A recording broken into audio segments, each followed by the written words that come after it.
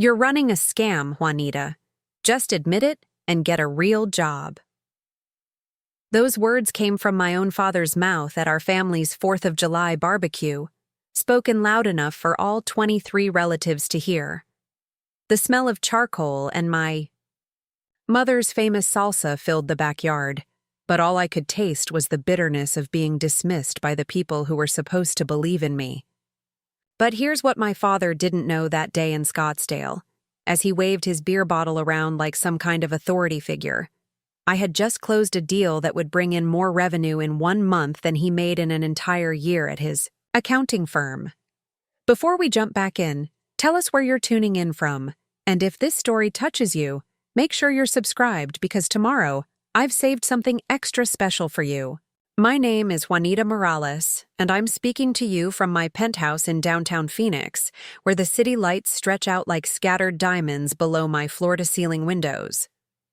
4 years ago, when I was 24 and working out of a cramped spare bedroom in a shared apartment, I had an idea that would eventually change everything. But getting there meant surviving a family that treated my ambition like a disease, and my success like a personal insult to their way of life. They called my business a scam so many times that I started to wonder if they actually wanted me to fail. Turns out, they did.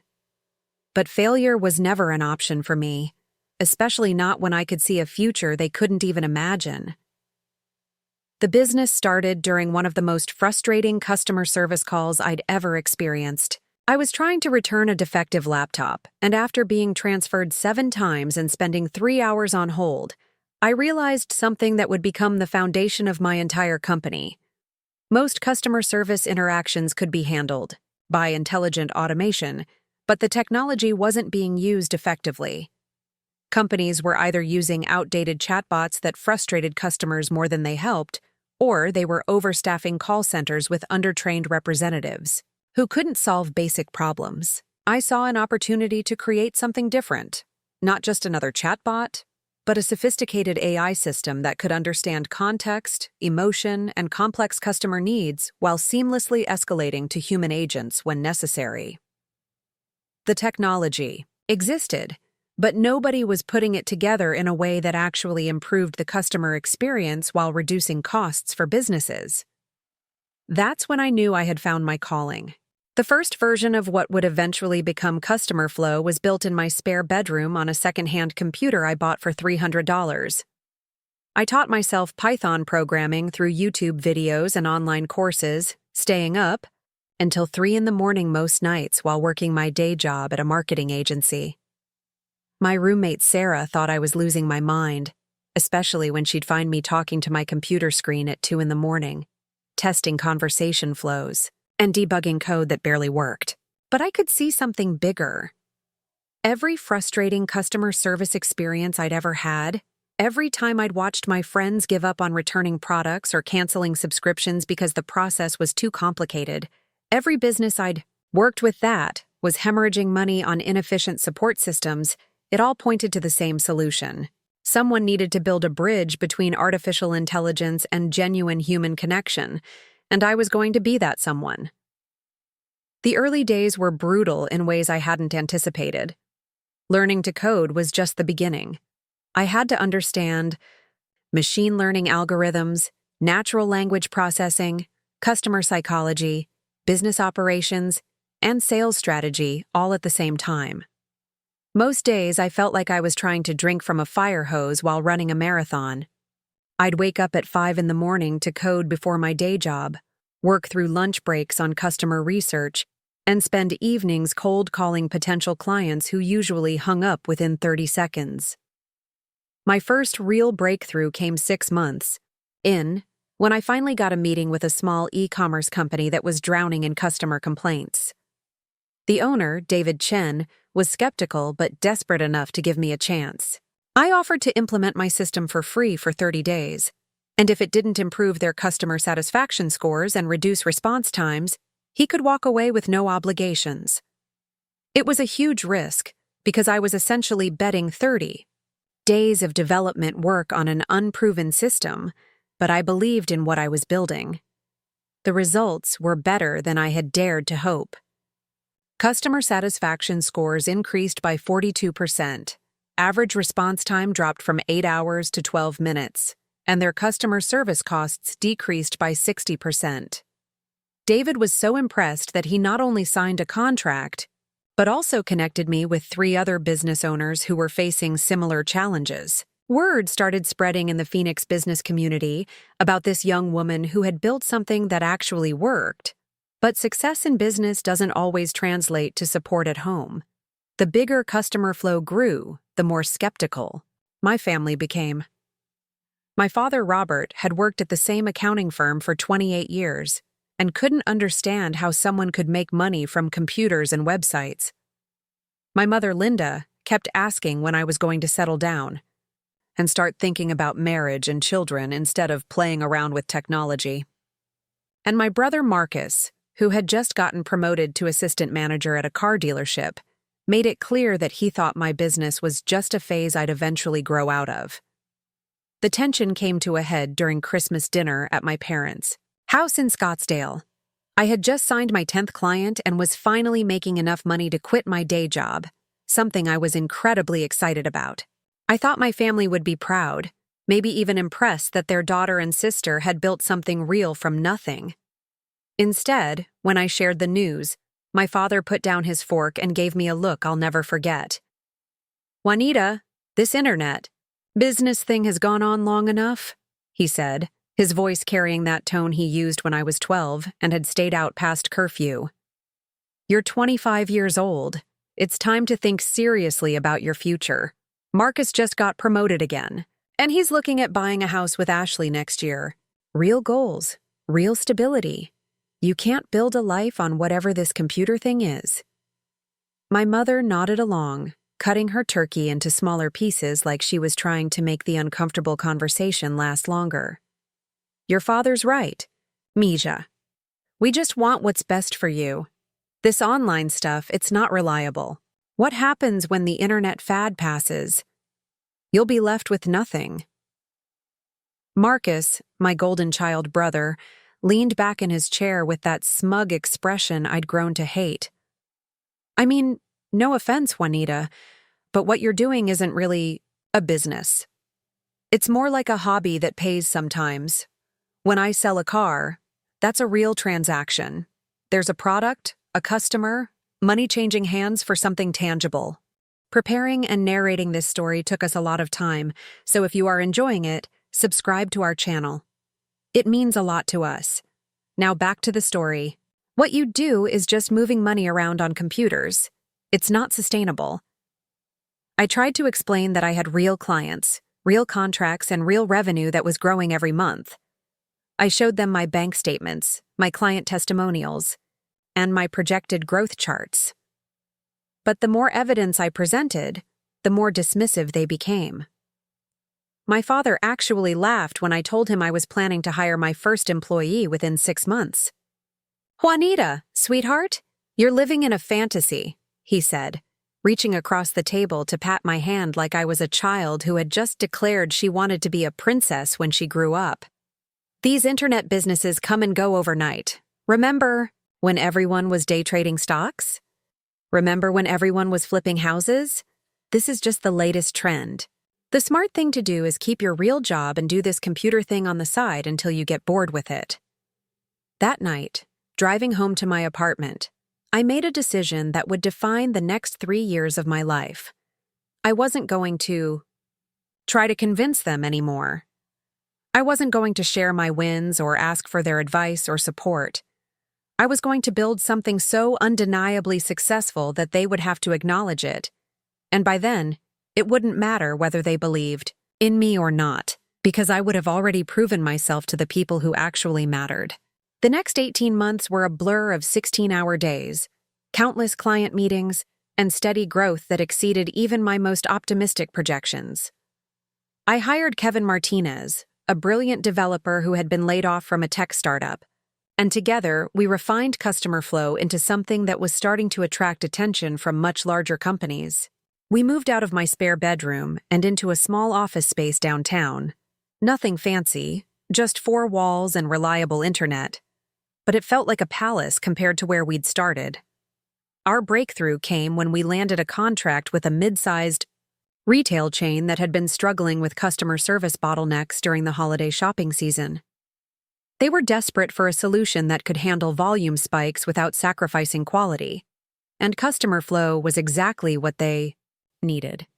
The implementation went so smoothly that their customer satisfaction scores actually improved during their busiest sales period, something that had never happened in their company's history. The CEO was so impressed that he introduced us to his network of other retail executives, and suddenly we were getting calls from companies we'd only dreamed of working with. Major retailers, tech companies, financial services firms, everyone wanted to know about this AI customer service platform. That was getting results where others had failed. By the time I turned 27, Customer Flow had 43 clients, 16 employees, and annual revenue that had just crossed the 8-figure threshold.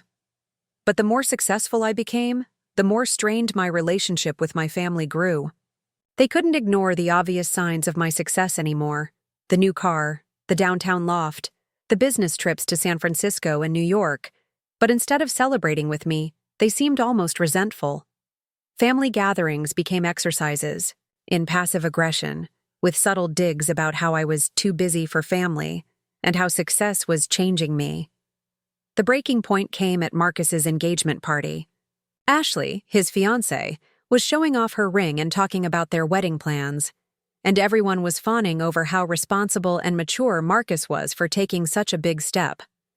When someone asked what I was up to, I mentioned that Customer Flow had just been featured in TechCrunch and that we were in discussions with several major investors about potential acquisition offers. My father's reaction was swift and brutal. "There she goes again with the computer stories," he said loudly enough for the entire backyard to hear. "Juanita, we've been patient with this hobby of yours, but enough is enough.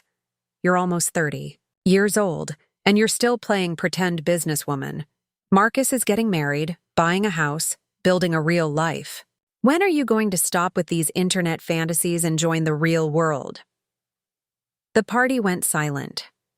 I could feel everyone's eyes on me, waiting to see how I would respond to being humiliated in front of my extended family. My cousins, my aunts and uncles, family friends who had known me since childhood, they were all watching to see if I would defend myself or just take it like I had so many times before. But something was different this time. Maybe it was the TechCrunch article that had just called Customer Flow the future of customer experience automation. Maybe it was the acquisition meetings I'd been having with companies that valued my business at numbers my father couldn't even comprehend. Or maybe I was just tired of being treated like a child who was playing dress-up in the adult world. "You want to know about the real world, Dad?" I said, my voice steady despite the anger burning in my chest. "The real world is where I employ 16 people who support their families with the salaries I pay them. The real world is where my clients increase their revenue by millions of dollars using technology I created. The real world is where investors are offering to buy my company for amounts that would let me retire before I turn 30. But you're right about one thing. I am almost 30, which means I'm old enough to decide whose opinions matter to me and whose don't." I left the party that night knowing that I had crossed a line with my family that couldn't be uncrossed. They wanted me to be small, to stay in a box they could understand and control. But I had built something bigger than their imagination, could contain, and I wasn't going to shrink myself to make them comfortable anymore. 6 months later, everything changed in ways I couldn't have predicted. Kevin and I were in our office on a Tuesday morning, working on a new machine learning algorithm that would make our platform even more sophisticated, when my phone rang with a number I didn't recognize. The voice on the other end introduced himself as James Morrison, and he said he was calling from Amazon's corporate development team. He wanted to know if I had time to discuss a potential partnership opportunity. I almost hung up, thinking it was some kind of sales call or scam. Amazon didn't just call random small businesses in Phoenix to discuss partnerships. But something in his tone made me stay on the line, and within 5 minutes, I realized this wasn't a sales call at all. Amazon had been watching Customer Flow, For months, analyzing our technology, our client results, and our growth trajectory. They were interested in acquiring us. The conversation with James Morrison lasted 3 hours. By the end of it, Kevin and I were sitting in stunned silence, staring at each other across our modest office space that suddenly felt like the most important room in the world. Amazon wasn't just interested in customer flow, they wanted to integrate our technology into their entire ecosystem. They saw our AI platform as the missing piece in their customer service infrastructure, something that could revolutionize how millions of customers interacted with Amazon's services every single day. The initial offer was beyond anything I had imagined when I started coding in my spare bedroom 3 years earlier. But James made it clear that this was just the beginning of the conversation. Amazon's due diligence process would be thorough, invasive, and demanding. They would examine every line of code, every client contract, every financial record, and every business decision I had ever made. If customer flow was as valuable as they believed it to be, the final acquisition price could be substantially higher than their opening offer. The next 6 weeks were the most intense period of my professional life. Teams of Amazon executives, engineers, and financial analysts descended on Phoenix like a well-organized invasion force. They rented an entire floor of office space downtown just to conduct their evaluation of customer flow. Kevin and I found ourselves presenting our technology to groups of people whose expertise and experience made us feel like amateur hour, even though we had built something they desperately wanted to own. The technical deep dives were exhausting, but exhilarating. Amazon's engineers pushed our platform to its absolute limits, testing edge cases and scenarios we had never considered. They ran our AI through simulations involving millions of simultaneous customer interactions, peak holiday traffic loads, and crisis situations where traditional customer service systems would collapse under pressure. Customer flow didn't just pass their tests. It exceeded their performance expectations in ways that surprised even us. But the real validation came during the business model analysis. Amazon's corporate development team dissected our client relationships, revenue projections, and market positioning with surgical precision. They wanted to understand not just what we had built, but why it worked when so many other companies had failed to solve the same problems. The deeper they dug, the more excited they became about customer flow's potential within Amazon's ecosystem. During this entire process, I maintained complete secrecy about the acquisition discussions. Kevin and I had signed non-disclosure agreements. That would have resulted in massive financial penalties if we leaked even the smallest detail about Amazon's interest in our company. Our employees knew something significant was happening because of all the outside consultants and evaluators who kept appearing in our office, but we told them we were exploring various growth opportunities without being specific about what those opportunities might entail. The hardest part was keeping quiet around my family.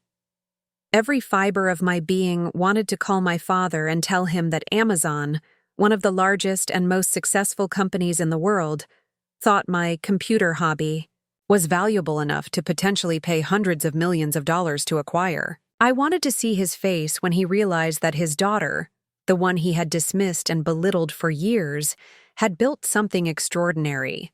But the NDA meant I had to sit on this information and continue enduring their skepticism and condescension, while knowing that vindication was just weeks away.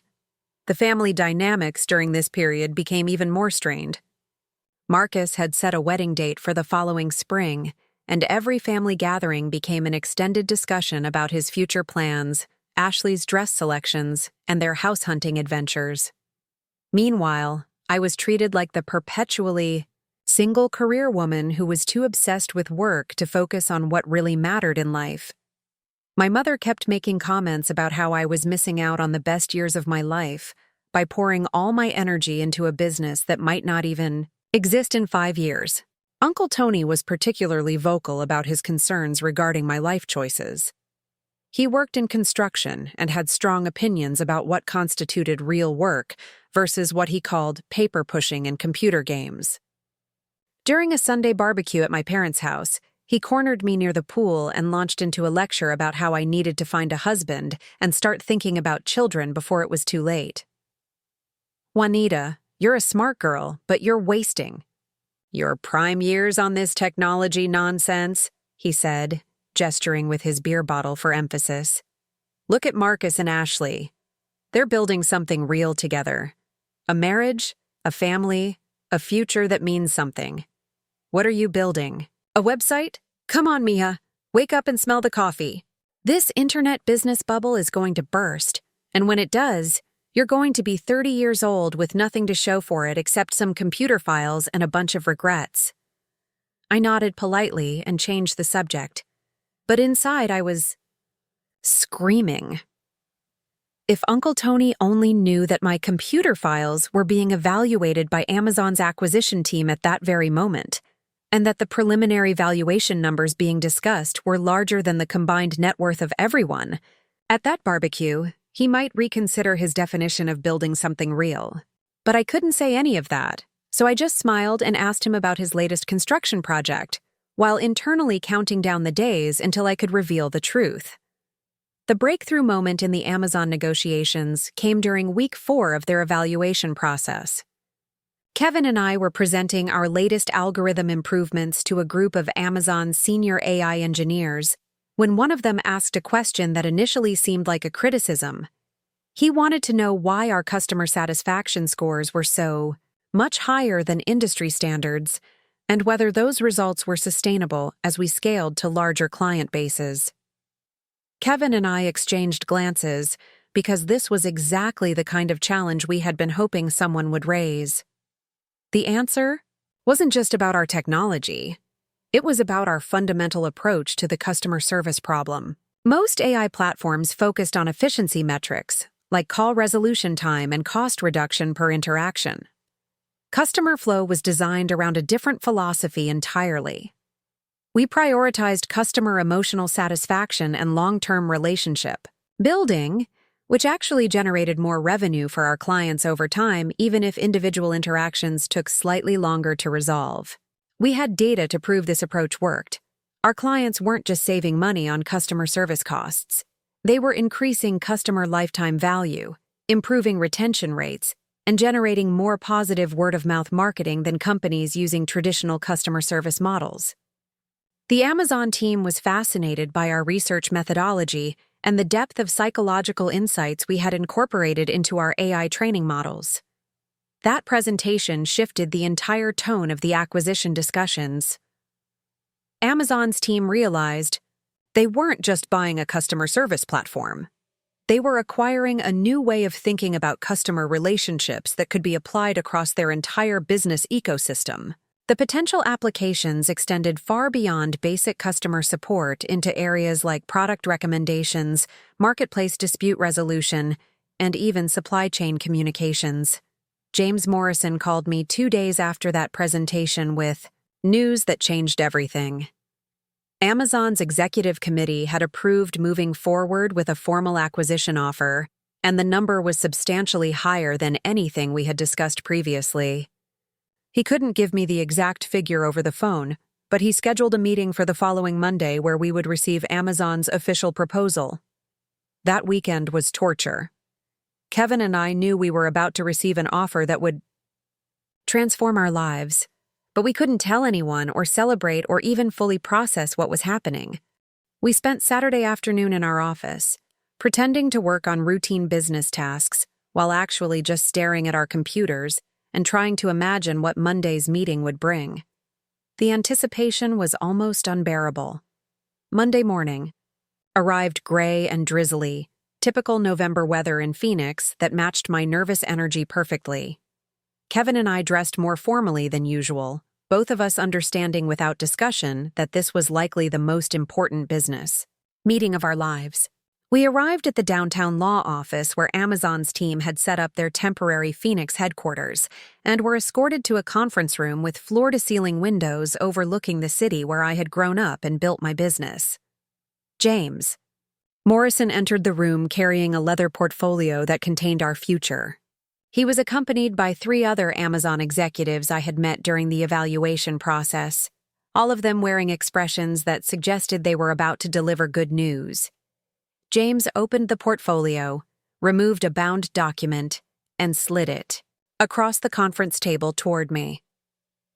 Juanita, Kevin, after extensive evaluation and discussion with our executive team, Amazon is prepared to offer $670 million for the complete acquisition of customer flow, including all technology, intellectual property, client contracts, and employee agreements. This offer includes retention packages for both of you and your key employees, along with integration support to ensure a smooth transition into Amazon's ecosystem. $670 million. The number hit me like a physical force, and for a moment I forgot how to breathe. Kevin's face had gone completely pale, and he was gripping the edge of the conference table like he might fall over without something to hold on to. This wasn't just life-changing money. This was generational wealth that would impact my family for decades to come, ironically including the family members who had spent years telling me I was wasting my time. The terms of the deal were incredibly generous. Amazon wanted to retain our entire team and expand our Phoenix operations significantly.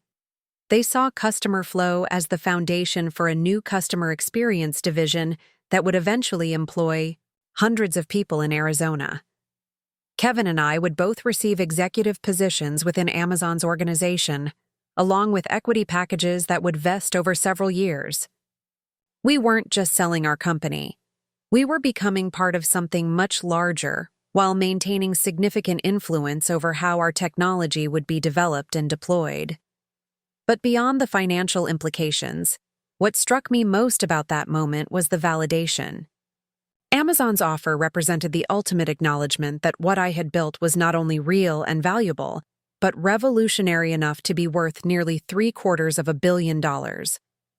Every late night spent coding, every client meeting, every moment of doubt and uncertainty had led to this conference room where some of the smartest business minds in the world were telling me that my vision had been correct all along. The legal and financial details of the acquisition would take several more weeks to finalize, but Amazon wanted to announce the deal as soon as possible to avoid any potential leaks or competitor interference. We scheduled a press conference for the following Friday, exactly 1 week after receiving their offer. That would give us enough time to notify our employees, our clients, and yes, our families about what was about to happen. Telling our employees was both exciting and emotional.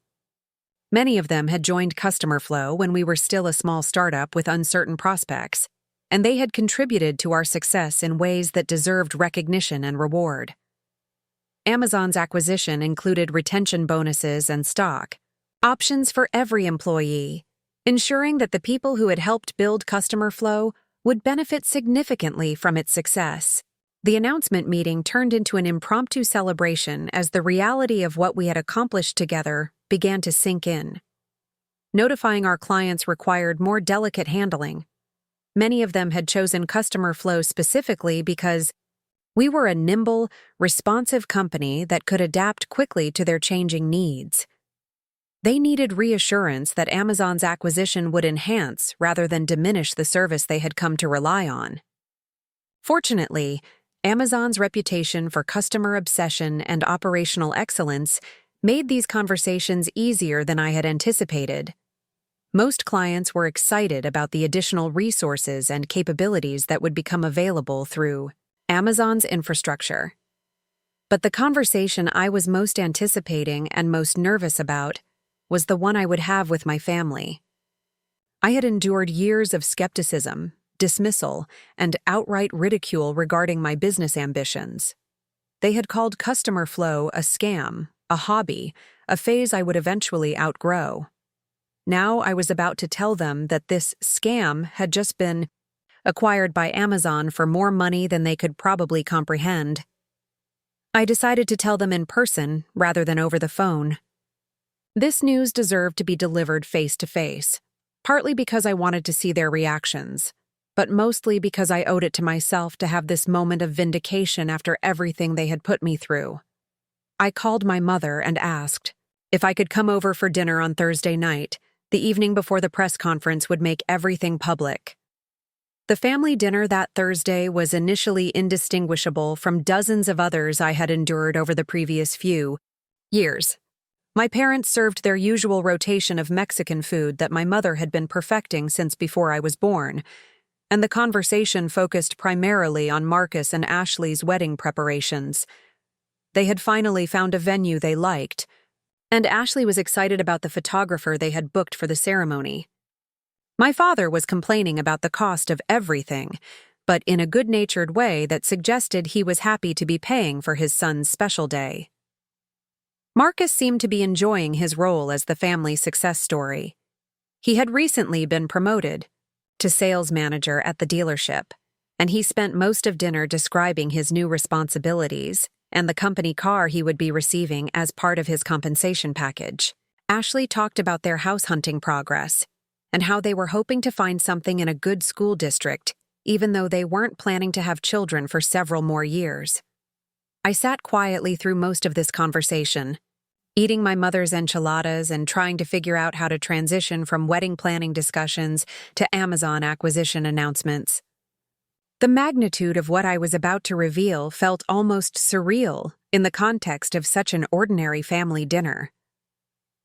How do you casually mention that your life is about to change in ways that will make headlines in business publications around the world? The opportunity came when my father asked his usual question about my work situation. "So, Juanita, how's the computer business going? Still keeping you busy with that website thing?" His tone was friendly but condescending, the same way he might ask a child about their imaginary friend. He genuinely thought he was being supportive by showing interest in what he considered my harmless hobby. I set down my fork and looked around the table at my family. My parents, my brother, Ashley, all of them looking at me with expressions of polite but limited interest. They were prepared to listen to my usual update about client projects and business challenges, probably followed by some gentle suggestions about when I might consider transitioning to more traditional career goals. "Actually, Dad, I have some news about the business that I wanted to share with all of you," I said, trying to keep my voice steady despite the adrenaline that was starting to course through my system. "Tomorrow morning, Amazon is going to announce that they're acquiring Customer Flow. The deal was finalized this week." The silence that followed was profound. My family stared at me with expressions ranging from confusion to disbelief. My mother was the first to speak, and her response revealed how little they understood about what I had been building for the past 4 years. "That's nice, Mija," she said slowly. "Does that mean you'll be working for Amazon now? That sounds like a stable job with good benefits. Maybe you can finally get some health insurance and start thinking about settling down." My father nodded approvingly. "Amazon is a solid company. If they're offering you a position, that's definitely better than trying to run your own business. More security, steady paycheck, probably better hours too. This computer hobby has been fun, but it's time to think about your future more seriously." Marcus looked confused. "Wait, I don't understand. Amazon bought your website? Like, they're going to use it for something? How does that work exactly?" I realized that despite years of trying to explain Customer Flow to my family, they still had no idea what my company actually did or why it might be valuable to anyone else. They thought Amazon had offered me a job, not purchased my business for an amount that would make international news. Their complete misunderstanding of the situation was almost comical, except for the fact that it represented years of willful ignorance about my professional accomplishments. "They didn't offer me a job," I said carefully. "They bought my company. Customer Flow, the business I've been building for 4 years. Amazon is paying $670 million to acquire it." The number hung in the air like a physical presence. I watched my family's faces as they processed what I had just said, their expressions shifting from confusion to shock to something approaching disbelief. My mother's mouth opened slightly, but no words came out. My father's face went through several color changes before settling on a pale shade that suggested he might need to sit down, even though he was already sitting. Marcus was the first to find his voice. 670 million? That's not real. That can't be real. Amazon doesn't just buy random websites for that kind of money. You're joking, right? This is some kind of late April Fool's thing?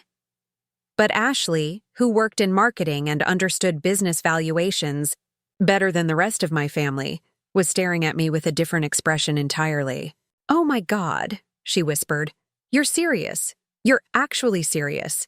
Amazon is paying you $670 million for your business." The rest of the evening passed in a blur of questions, explanations, and gradually dawning comprehension.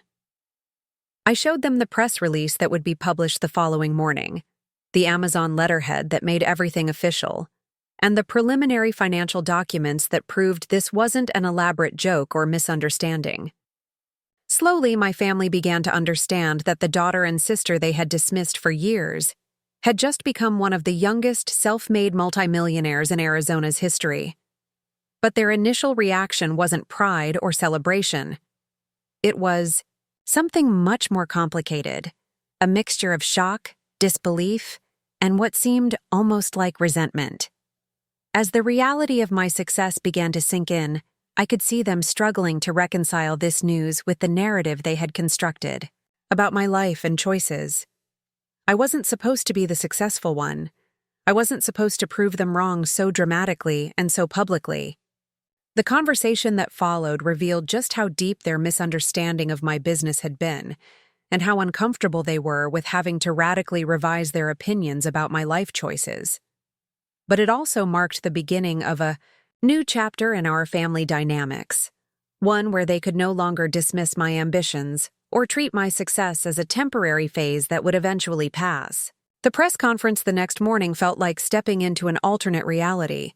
The downtown Phoenix Marriott ballroom was packed with technology reporters, business journalists, local news crews, and industry analysts who had flown in from across the country to cover Amazon's latest acquisition.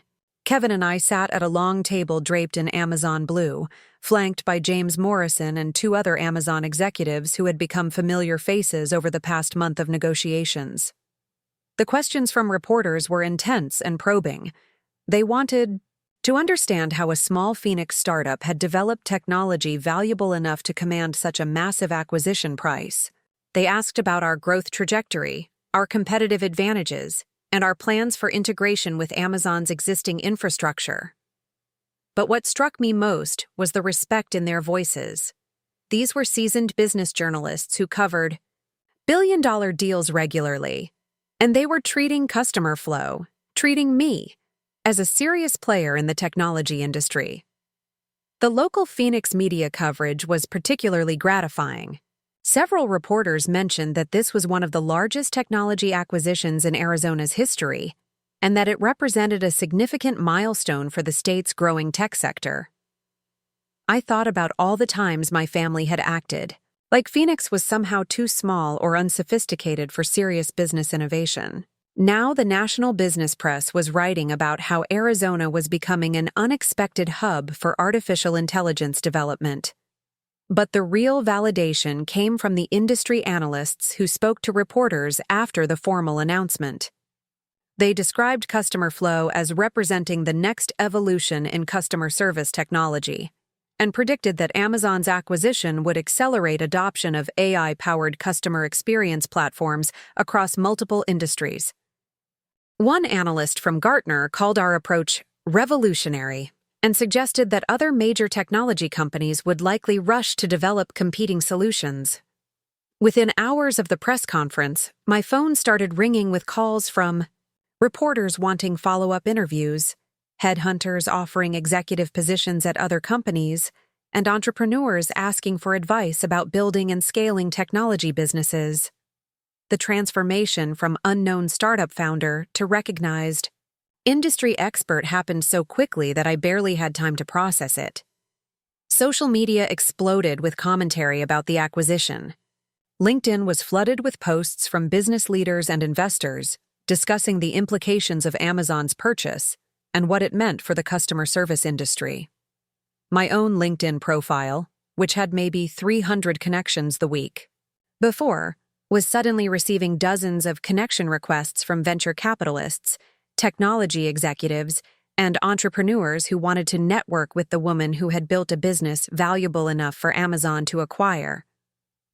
The financial media coverage was particularly intense. Forbes published an article titled, "From Spare Bedroom to 600 Million, How Juanita Morales Built Customer Flow," which detailed my journey from coding in my apartment to closing one of the year's largest technology acquisitions.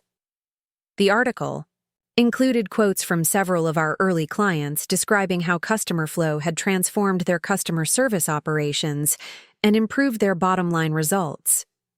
Business Insider ran a piece analyzing the strategic rationale behind Amazon's acquisition, explaining how customer flow's technology could be integrated into everything from Alexa customer support to Amazon Web Services client assistance. The article quoted industry experts who predicted that this acquisition would give Amazon a significant competitive advantage in the growing artificial intelligence services market.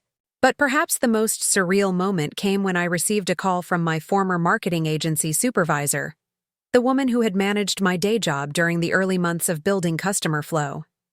She had seen the news coverage and wanted to congratulate me on my success.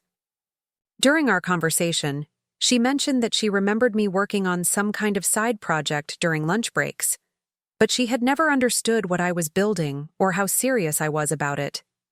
The irony wasn't lost on me. While I had been quietly developing technology that would eventually be worth hundreds of millions of dollars, most people in my professional and personal life had seen my work as a distraction from more important responsibilities. Now, those same people were reaching out to congratulate me and ask for advice about their own entrepreneurial ambitions. My family's reaction to the media coverage was complicated and revealing. My mother called me the morning after the press conference, her voice shaking with emotion. She had seen the Forbes article and was struggling to reconcile the successful entrepreneur described in the story with the daughter she thought she knew. "Juanita, I read that article online, and I don't understand how this happened," she said, clearly overwhelmed. "They're writing about you like you're some kind of business genius. When did you become so smart about all this technology stuff? Why didn't you tell us how important your work was?" The question bothered me more than she probably intended. I had been trying to tell them for years how important my work was, but they had consistently dismissed my explanations as irrelevant technical details. They had chosen not to listen when I described my clients' success stories, my revenue growth, or my expansion plans. Now they were acting surprised that my computer hobby had turned out to be significant. My father's response was even more problematic. He called me later that day, and his tone suggested he was struggling with feelings that went beyond simple surprise. There was something in his voice that sounded almost like resentment, as if my success was somehow an indictment of his own life choices and accomplishments. "I've been thinking about this Amazon thing," he said, his words careful and measured. "I'm proud of what you've accomplished, of course, but I hope this money doesn't change who you are. Success can make people forget where they came from and who helped them get there. Your mother and I sacrificed a lot to raise you and your brother properly. We gave you the values and work ethic that made this possible." The implication was clear. He wanted credit for my success, despite having spent years actively discouraging my business ambitions. He was trying to rewrite history to position himself and my mother as supportive parents who had always believed in my potential, when the reality was exactly the opposite.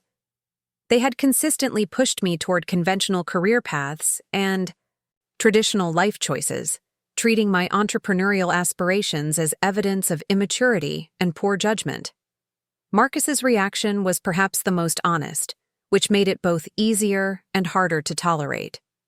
He called me the evening after the press conference, and he was clearly struggling with a complex mixture of emotions. Part of him seemed genuinely happy for my success, but another part was obviously dealing with the fact that his little sister had just achieved something that completely overshadowed his own accomplishments. "Congratulations, Juanita," he said, and I could hear the effort it took for him to sound enthusiastic. This is incredible news. I mean, $670 million. I can't even wrap my head around that number. You're going to be famous now, right? Like, actually famous. We talked for about 20 minutes, and gradually the conversation revealed how my success was affecting his own sense of identity within our family. For our entire lives, Marcus had been the golden child, the one with the stable job and conventional achievements that our parents understood and celebrated. Now I had accomplished something so far beyond anything he might achieve that it fundamentally altered the family dynamics. I have to admit, I'm feeling a little weird about all this, he finally said, his voice becoming more honest. I spent years thinking you were wasting your time with that computer stuff, and now it turns out you were building something incredible while I was just selling cars. It's making me question a lot of things about my own choices. I appreciated his honesty, even though his admission highlighted how little faith my family had shown in my abilities and judgment. But I also felt a strange sadness about how my success was creating tension and self-doubt for people I cared about. I had never intended for my achievements to diminish anyone else's accomplishments, but success at this level inevitably creates comparisons and complications in family relationships.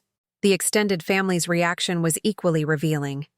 Within days of the announcement, I started receiving calls and messages from cousins, aunts, and uncles who had rarely contacted me during the years I was building customer flow. Suddenly, everyone wanted to reconnect, to congratulate me on my success, and to share their own entrepreneurial ideas that they hoped I might be willing to invest in or advise on. Uncle Tony, who had lectured me about wasting my life on computer games just weeks earlier, left a voicemail that was almost comical in its complete reversal of his previous position. He wanted to discuss a construction technology app idea he had been thinking about, and he wondered if I might be interested in partnering with him on the project. The same man who had told me to abandon my business ambitions and focus on finding a husband was now asking for my expertise and financial backing. Cousin Sophia, who had always been polite but distant during family gatherings, suddenly became intensely interested in my career journey. She called to ask detailed questions about how I had learned to code, how I had identified market opportunities, and what advice I might have for someone thinking about starting their own business. Her newfound enthusiasm for entrepreneurship was transparently motivated by my recent success, but I tried to be helpful anyway. The most awkward reconnection attempt came from my Aunt Carmen, who had consistently sided with my parents in their skepticism about my business ambitions. She sent a long email explaining that she had always believed in my potential, despite never expressing that belief when it might have mattered. She mentioned that she had been following Customer Flow's progress for years, which was obviously untrue since she had never shown any interest in my work until it became financially significant. These post-success reconnection attempts highlighted something important about family dynamics and human nature. People who had been indifferent or dismissive when my success was uncertain suddenly became interested and supportive once the outcome was established. Their changed behavior wasn't necessarily malicious, but it revealed how much their previous attitudes had been influenced by conventional thinking and risk aversion, rather than genuine assessment of my abilities or potential. The financial implications of the acquisition took several weeks to fully materialize. Amazon's payment structure included immediate cash transfers, stock options that would vest over time, and performance bonuses tied to Customer Flow's integration success within their ecosystem. Kevin and I each received enough money to achieve complete financial independence, but we also maintained significant ongoing involvement with the technology we had created. The immediate lifestyle changes were both liberating and overwhelming. I could afford to buy anything I wanted, travel anywhere I chose to go, and pursue any interests or hobbies that appealed to me. But the psychological adjustment to suddenly having unlimited financial resources was more complex than I had anticipated. Money at this level creates as many decisions as it eliminates, and learning to navigate wealth responsibly required its own learning curve. One of my first major purchases was a house in Scottsdale, not far from where my parents lived, but significantly larger and more luxurious than anything I had previously considered affordable. The house hunting process was surreal because price was no longer a meaningful constraint. I could focus entirely on finding a space that reflected my personality and supported the lifestyle I wanted to create for myself. The house I eventually chose was a modern architectural masterpiece with clean lines, floor-to-ceiling windows, and outdoor spaces designed for entertaining. It had a dedicated home office that was larger than Customer Flow's original workspace, and technology infrastructure that could support any future business ventures I might decide to pursue. But more than anything, it represented a space that was completely mine, chosen according to my own preferences without compromise or outside influence. Moving into the new house created an interesting dynamic with my family. They were, obviously, impressed by the property and the lifestyle it represented, but they also seemed uncertain about how to relate to me in this new context. The daughter and sister they had grown accustomed to treating as financially dependent and professionally unproven had suddenly become the wealthiest and most successful member of the family. The first family gathering at my new house was particularly awkward. I had invited everyone for a Sunday barbecue, hoping to create a comfortable environment for adjusting to our changed family dynamics, but their behavior revealed how much my success had altered their perception of our relationships and their own status within the family hierarchy. My father spent most of the afternoon asking detailed questions about the house's cost, the neighborhood property values, and my long-term real estate investment strategy. His questions weren't necessarily inappropriate, but the underlying assumption seemed to be that my financial success had somehow made me a different person, whose decisions required explanation and justification. My mother was more focused on the domestic aspects of my new lifestyle. She wanted to know whether I was planning to hire household staff, how I intended to maintain such a large property, and whether I was finally ready to start thinking about marriage and children now that I had achieved financial security. Her questions revealed that she still saw traditional family milestones as the ultimate measure of life success, regardless of my professional achievements. Marcus and Ashley were clearly impressed by the house, but their reaction suggested they were struggling with feelings of comparison and inadequacy. They had been excited about their own house hunting progress and their plans for building a conventional middle-class lifestyle together. Now they were visiting my property that cost more than they would earn in several lifetimes combined, which inevitably created perspective and proportion challenges. But the most revealing moment came when Uncle Tony pulled me aside during the barbecue to discuss what he called family responsibilities. He suggested that my success created obligations to help other family members with their financial challenges, and he mentioned several specific situations where my assistance could make a significant difference in people's lives. "You've been blessed with this incredible opportunity," he said, his tone suggesting that my success was somehow accidental rather than earned. "But with great blessings come great responsibilities. Your cousin Miguel is struggling with his mortgage payments. Your Aunt Rosa could really use help with her medical bills. There are a lot of people in this family who could benefit from your good fortune." The conversation bothered me on multiple levels. First, Uncle Tony was treating my success as a windfall that I was morally obligated to share, rather than the result of years of hard work, risk-taking, and strategic decision-making. Second, he was suggesting that financial success automatically created family obligations that hadn't existed when I was struggling to build my business. Nobody had offered to help me when I was working 16-hour days and living on ramen noodles to keep Customer Flow operational. But most importantly, his approach assumed that I would be willing to enable the same financial irresponsibility and lack of planning that had created these family members' current difficulties. I wasn't opposed to helping people I cared about, but I also wasn't interested in becoming a permanent solution to problems that required personal accountability and behavioral changes to address effectively.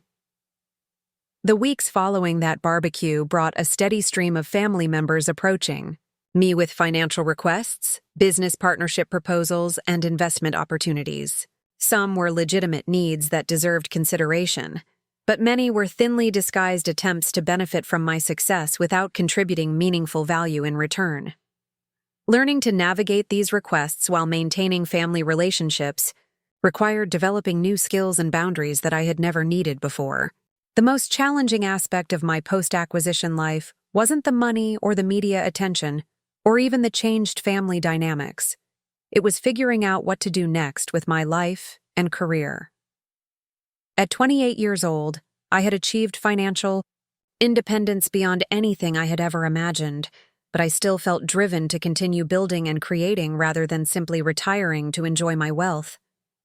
Amazon's integration of customer flow was proceeding ahead of schedule, and my role as an executive advisor was both challenging and fulfilling. But I also found myself thinking about new problems I wanted to solve and new technologies I wanted to develop. Success hadn't diminished my entrepreneurial ambitions. It had simply given me more resources and freedom to pursue them on my own terms. The question that kept me awake at night wasn't what I could afford to buy or where I could afford to travel. It was how I could use my experience, my resources, and my newfound platform to create value for other people and continue growing as both an entrepreneur and a human being. Money had solved my financial problems, but it had also created new challenges and responsibilities that required careful thought and planning to navigate successfully. The transformation in how people treated me after the Amazon acquisition was swift and dramatic. But nothing prepared me for what happened 6 months later, when the financial requests from my family escalated from suggestions to demands. It started with a phone call from my father on a Tuesday evening while I was working late in my home office, reviewing proposals for my next venture. "Juanita, we need to talk," he said without preamble, his voice carrying a tone I hadn't heard since I was a teenager who had missed curfew. "Your mother and I have been discussing your situation, and we think it's time you started giving back to the family that raised you. Marcus and Ashley are looking at a house that's just slightly out of their budget, and frankly, it would be selfish of you not to help them when you have more money than you could spend in 10 lifetimes." The word selfish hit me like a physical blow. After years of being called irresponsible and unrealistic for pursuing my business ambitions, I was now being labeled selfish for not immediately redistributing my success to family members who had never supported my journey. The audacity was breathtaking, but it was also revealing about how my family viewed my achievements and my obligations. "Dad, Marcus never asked me for help with a house," I replied carefully. "And I'm not sure why you think my financial success creates automatic obligations to fund other people's lifestyle choices." "Don't get smart with me, young lady," he snapped, falling back into the authoritarian parenting style that had driven me to prove myself in the first place. "We're not talking about lifestyle choices. We're talking about family loyalty. Your brother has always been there for this family, and now it's your turn to be there for him. You didn't earn that money all by yourself. You had advantages, opportunities, and support that made your success possible." The conversation continued for another 20 minutes, with my father becoming increasingly agitated as I refused to immediately agree to fund Marcus's house purchase.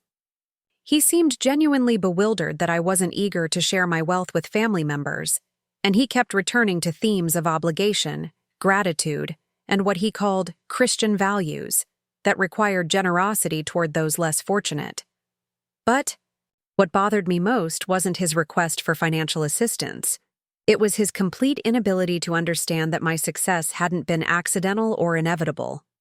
He was treating my business achievement as if I had won the lottery rather than spent 4 years building something valuable through strategic thinking, hard work, and calculated risk-taking.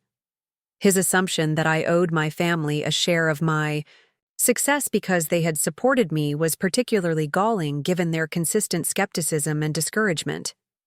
The situation escalated the following weekend during what was supposed to be a casual family dinner. I arrived at my parents' house, expecting the usual conversation about Marcus's wedding plans and Ashley's job at the marketing firm. Instead, I walked into what felt like an intervention designed to pressure me into becoming the family's permanent financial solution. Marcus and Ashley were there, along with Uncle Tony, Aunt Carmen, and Cousin Sophia. The conversation started normally enough, but within 30 minutes it became clear that this gathering had been orchestrated to present a united front regarding my financial responsibilities to the family. They had obviously discussed their approach in advance, and each person had specific talking points designed to guilt me into compliance. Ashley was the first to bring up their housing situation, but her approach was more sophisticated than my father's direct demands. She talked about how much they loved Phoenix and wanted to establish roots in the community, but how challenging it was for young couples to afford homes in desirable neighborhoods. She mentioned specific properties they had looked at and how heartbreaking it was to lose bidding wars to cash buyers who could afford to pay above asking price. "We're not asking for charity," she said, her voice carefully modulated to sound reasonable and responsible. "We just need a small boost to compete in this market. Maybe a down payment loan that we could pay back over time, or co-signing on a mortgage to help us qualify for better rates. It would mean so much to start our marriage in a home we can be proud of." Marcus nodded along with Ashley's presentation, adding details about his promotion prospects at the dealership and their 5-year financial plan for paying back any assistance they received. Their proposal sounded reasonable on the surface, but it was obviously designed to make refusal seem unreasonable and selfish. Uncle Tony's pitch was more direct and more manipulative. He talked about how proud the entire family was of my success, but how success meant nothing if it wasn't shared with the people who had shaped my character and values. He mentioned his own financial struggles with medical bills from a recent surgery, and how a small loan could help him avoid bankruptcy and preserve his credit rating for his construction business. "Family is everything, Juanita," he said, using the same tone he had used years earlier when lecturing me about my life choices. "Money comes and goes, but family is forever. You have the power to change people's lives, to solve problems that are keeping your own relatives awake at night. How can you sleep peacefully in that big house, knowing that people you love are struggling with problems you could fix with one phone call?" Cousin Sophia's approach was different but equally calculated. She talked about her dreams of starting her own business, inspired by my entrepreneurial success. She had ideas for a food truck specializing in authentic Mexican cuisine, and she had done research on startup costs and market opportunities. All she needed was initial capital to purchase equipment and cover operating expenses for the first year. "You're proof that it's possible to build something amazing from nothing," she said, her enthusiasm seeming genuine even though her timing was obviously opportunistic. "I've always admired your determination, and I want to follow your example, but I need someone who believes in me the way you believed in yourself. You could be my angel investor, my mentor, my success story too." Aunt Carmen's pitch was the most emotionally manipulative. She talked about family traditions and how previous generations had always supported each other through difficult times. She mentioned my grandmother, who had helped countless relatives immigrate to the United States and establish new lives in Phoenix. She suggested that my grandmother would be disappointed if her granddaughter prioritized personal wealth over family welfare. "Your abuela sacrificed everything to give our family opportunities in this country," she said, her voice becoming emotional. She worked cleaning offices and hotels so that her children and grandchildren could have better lives. Now you have the chance to continue that legacy of generosity and family support. What would she think if she knew you had millions of dollars, while your own family struggled with basic needs? The coordinated nature of their presentations was obvious and offensive. They had clearly met beforehand to plan their strategy, assigning each person specific talking points designed to appeal to different aspects of guilt, obligation, and family loyalty. They weren't just asking for help, they were demanding it, while making refusal seem morally indefensible. But what struck me most was how none of them acknowledged the years they had spent dismissing my business ambitions and questioning my life choices. They were now asking me to share the benefits of success they had never expected me to achieve, while conveniently forgetting their lack of support during the uncertain years when encouragement might have actually mattered. I listened to all of their presentations without interrupting, taking time to consider not just their specific requests, but what accepting them would mean for my future relationship with my family. If I established a precedent of solving their financial problems, I would become a permanent ATM rather than a daughter and sister. Every future family gathering would include discussions of who needed money for what purpose, and my value to the family would become primarily financial rather than personal. I understand that everyone has financial challenges and goals, I said finally, looking around the table at faces that were clearly expecting a positive response. And I appreciate that you see me as someone who might be able to help.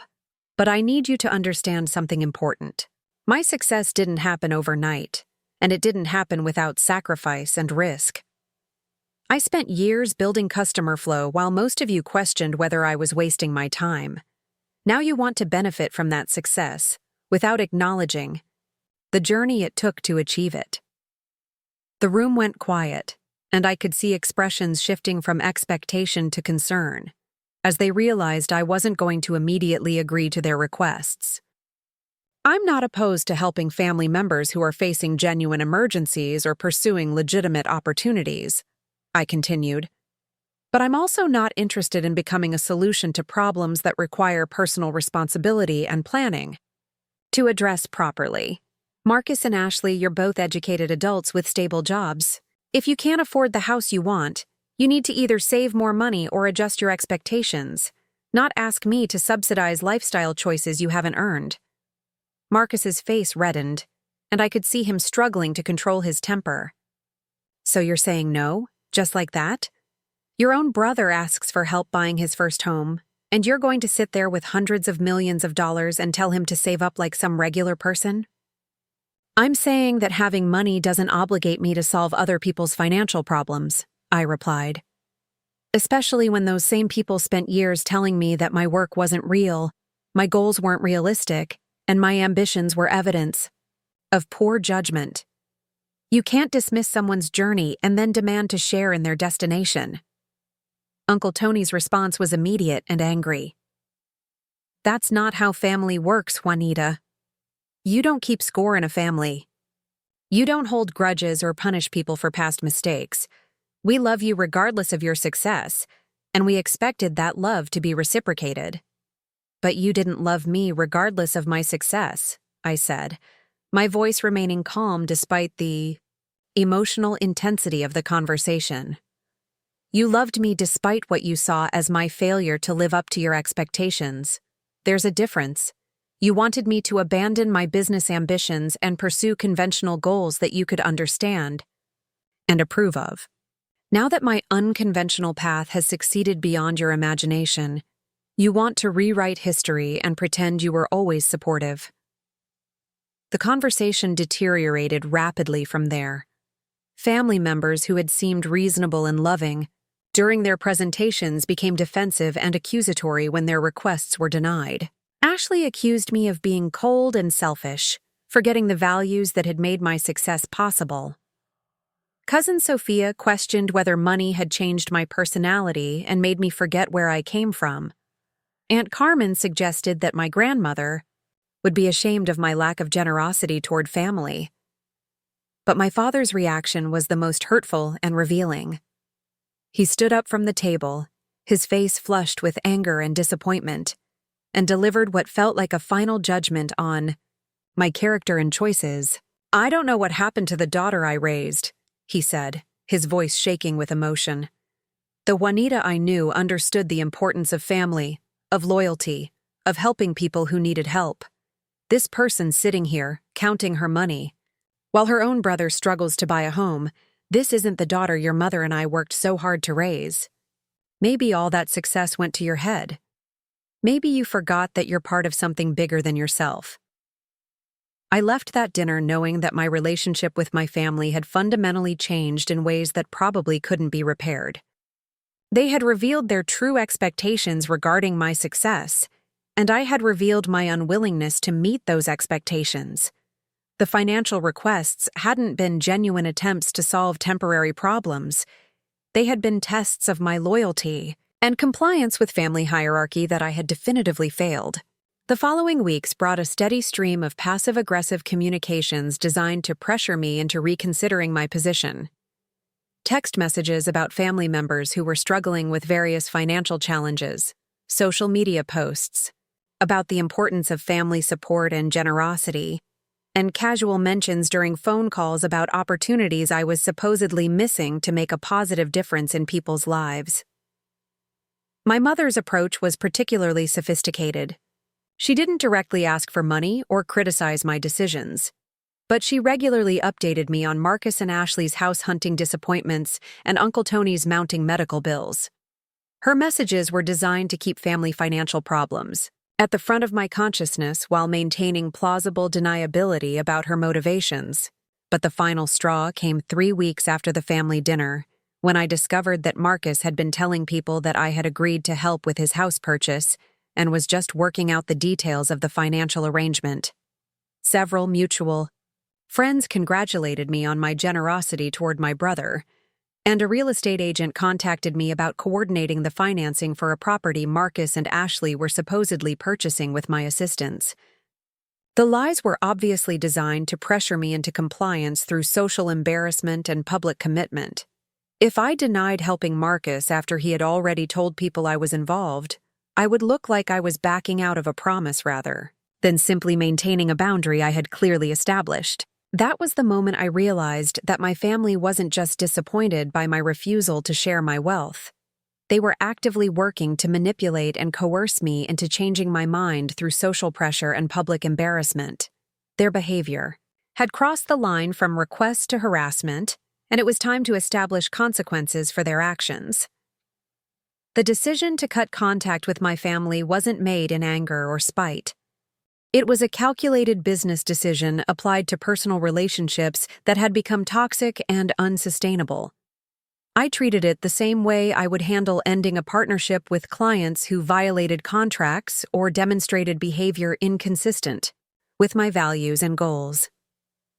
I started by documenting everything: every financial request, every guilt trip, every attempt at manipulation, and every lie they had told about my supposed commitments to help them. I saved text messages, recorded phone calls where legally permissible, and maintained detailed notes about conversations and incidents. This wasn't because I planned to take legal action, but because I wanted a clear record of why I was making such a drastic decision about family relationships.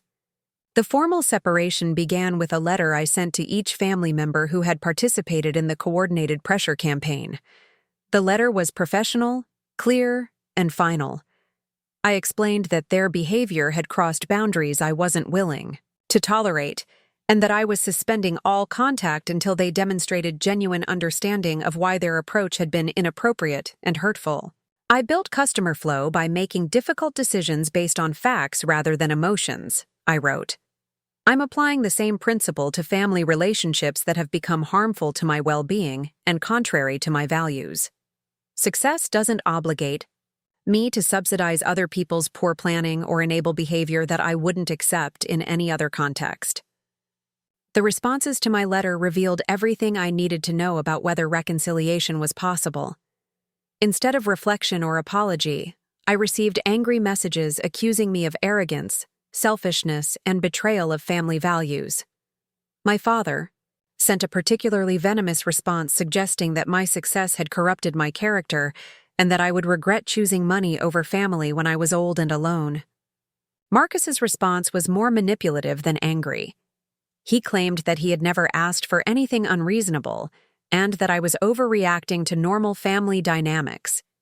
He suggested that we could work through our differences if I was willing to be more understanding of the pressures facing young couples in today's economy. His message revealed that he still didn't understand why his behavior had been problematic, and that he viewed my boundaries as negotiating positions rather than firm decisions.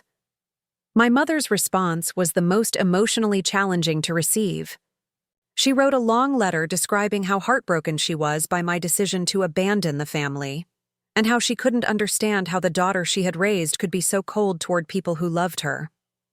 She mentioned specific memories from my childhood, holidays we had shared, and moments of family closeness that she claimed I was destroying through my selfishness and pride.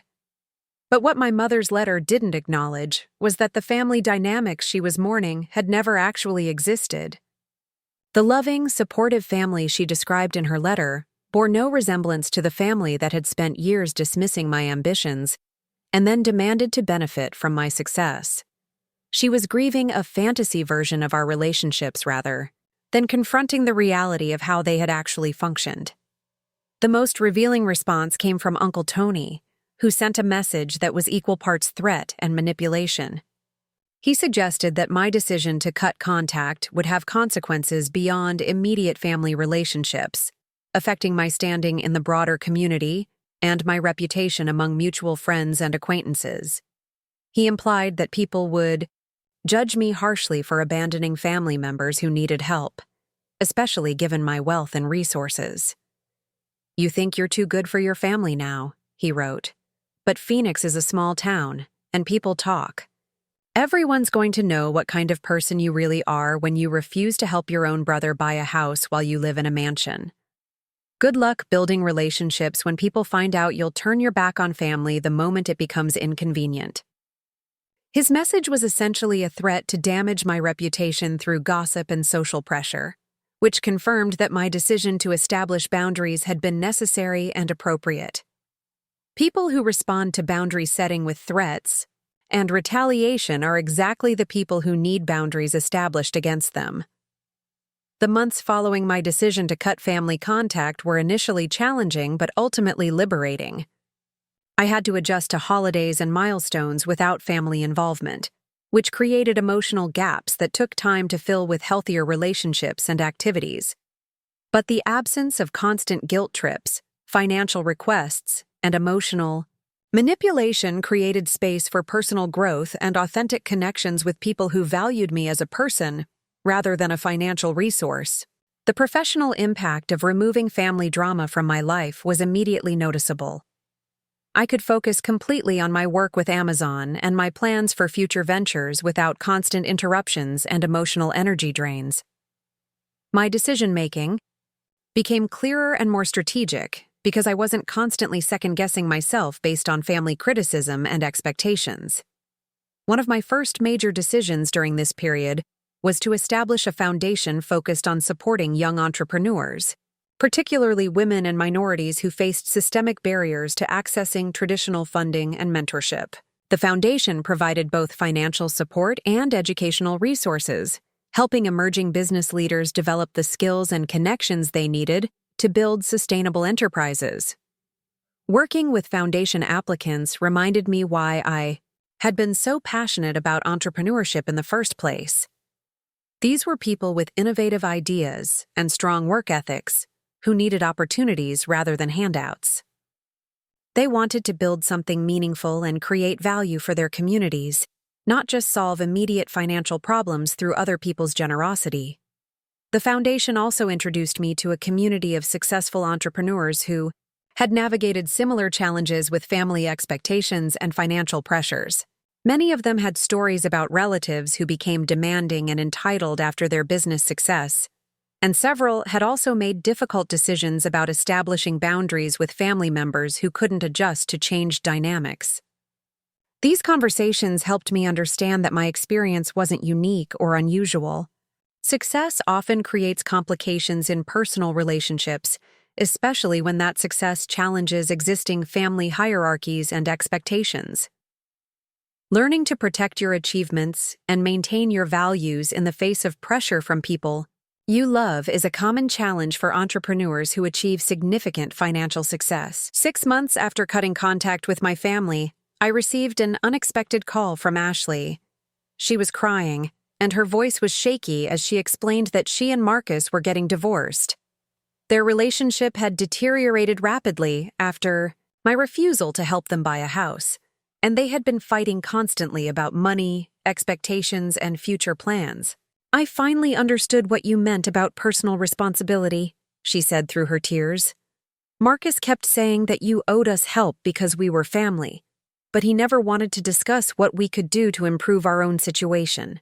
Every conversation became about what other people should do for us, instead of what we could do for ourselves. I couldn't build a marriage on that foundation." Ashley's call was both validating and sad. It confirmed that my assessment of Marcus's character and approach to problems had been accurate, but it also meant that my decision to establish boundaries had contributed to the end of their relationship. I felt sympathy for Ashley, who seemed to have genuinely learned from the experience, but I also knew that their marriage's failure wasn't my responsibility or fault. The most significant development came almost a year after the family separation, when I received a letter from my father that was completely different in tone from his previous communications. He had apparently been diagnosed with a heart condition that required surgery, and the medical crisis had prompted some reflection about his behavior and priorities. "I've been thinking about our last conversation and the way I treated your success," he wrote. "I was wrong to demand that you share your money with family members who hadn't supported your journey.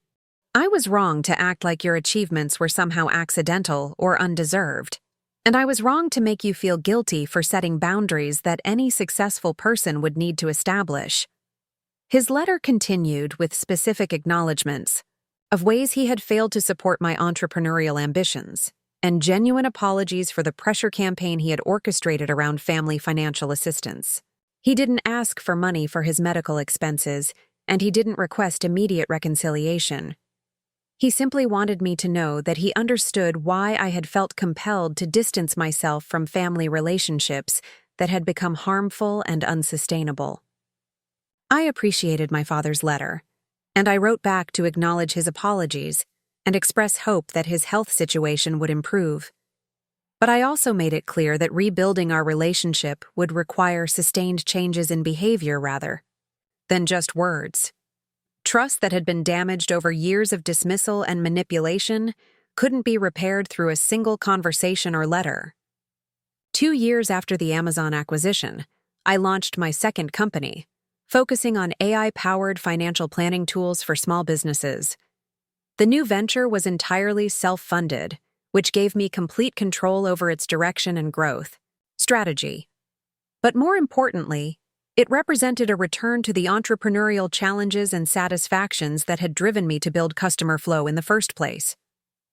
The new company's success validated my decision to maintain independence from family financial entanglements.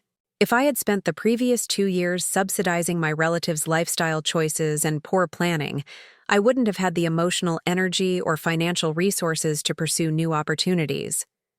Protecting my wealth and autonomy had enabled continued innovation and achievement, rather than limiting my potential for future success. The personal relationships I built during this period were fundamentally different from the family dynamics I had left behind. I surrounded myself with people who celebrated achievement rather than resenting it, who offered support during challenges rather than criticism, and who understood that successful relationships require mutual respect and reciprocity rather than one-sided obligation and guilt. My romantic life also improved dramatically once I removed the stress and drama of family financial pressures. I met David, a fellow entrepreneur who had built and sold his own technology company, and our relationship developed naturally around shared interests and compatible values rather than external pressures and expectations. He understood the challenges of navigating success and family dynamics because he had faced similar situations in his own life. 3 years after cutting contact with most of my family, I received news that Uncle Tony had been arrested for financial fraud related to his construction business. The details were complicated, but apparently he had been overcharging clients and falsifying invoices for several years before his scheme was discovered. He was facing both criminal charges and civil lawsuits that would likely result in bankruptcy and possible prison time. The news about Uncle Tony's legal troubles didn't bring me any satisfaction. But it did confirm that my instincts about his character and approach to money had been accurate.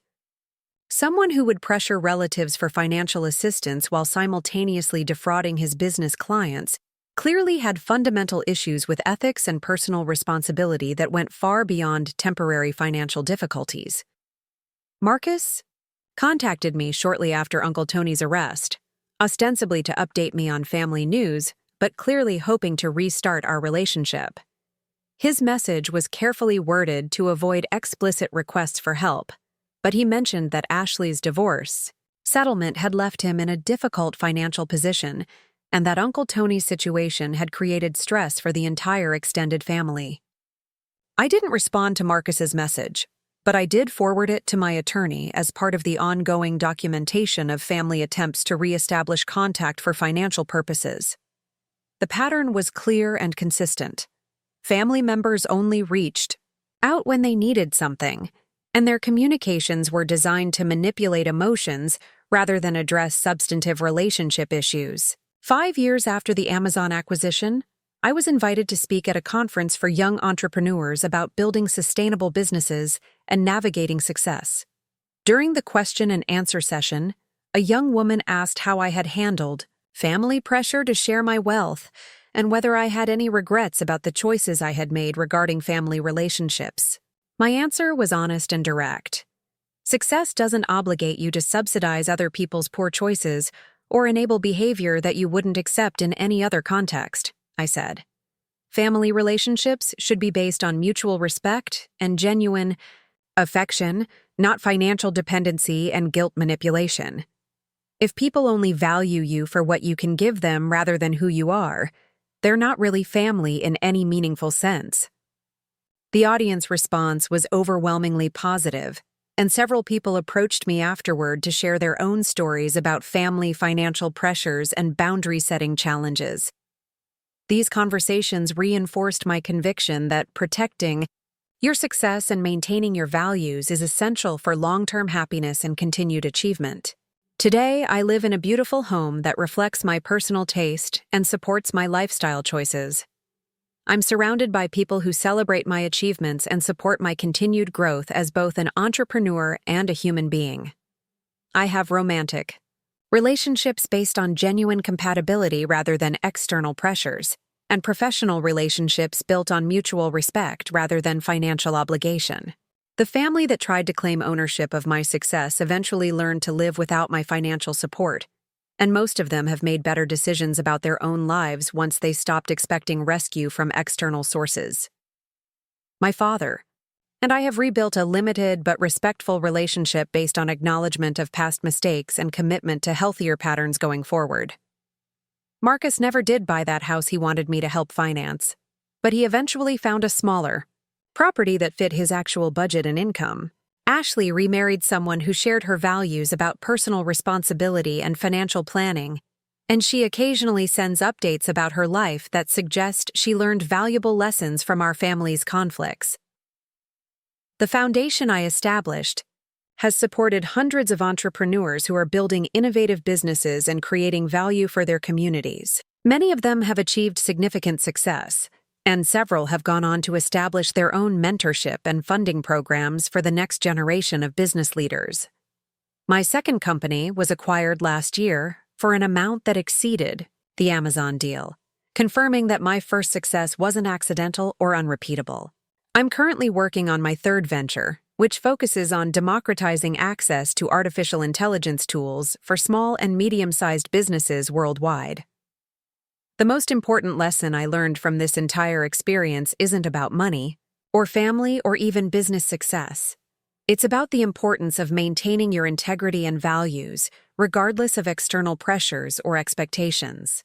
Success that requires you to compromise your principles or enable harmful behavior isn't really success at all. It's just expensive dysfunction. I sleep peacefully in my beautiful home, surrounded by relationships that enrich my life rather than drain it, pursuing work that challenges and fulfills me rather than merely pays bills.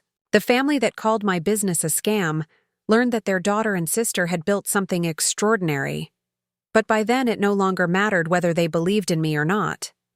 I had already proven everything I needed to prove. most importantly to myself. Up next, you've got 2 more standout stories right on your screen. If this one hit the mark, you won't want to pass these up. Just click and check them out.